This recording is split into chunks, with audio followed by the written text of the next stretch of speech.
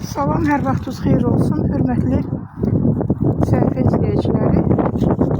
Mən bu videonu Ekologiya Nazirliyinin nəzərinə çatdırmaq istəyirəm. Bu Bülbülə qəsəbəsidir. Bülbülə qəsəbəsinin küçələrində. Demək olar ki, hal-hazırda qan su yerinə axır.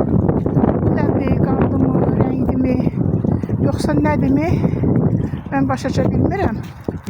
Və qarşımızda yenə 208 nömrəli məktəb və məktəbin qabağında bu cür antisanitar vəziyyətdir.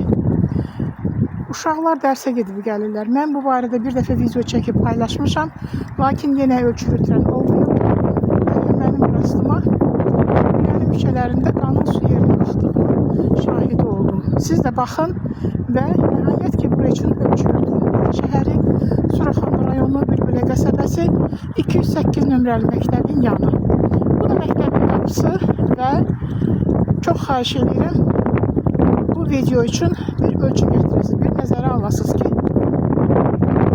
bu nədir, bu nə deməkdir? Bu antisanitar vəziyyət uşaqları, yaşlıları xəstələndirir, evlatlarımız xəstələnir, nədən xəstələnir başa düşə bilmirik.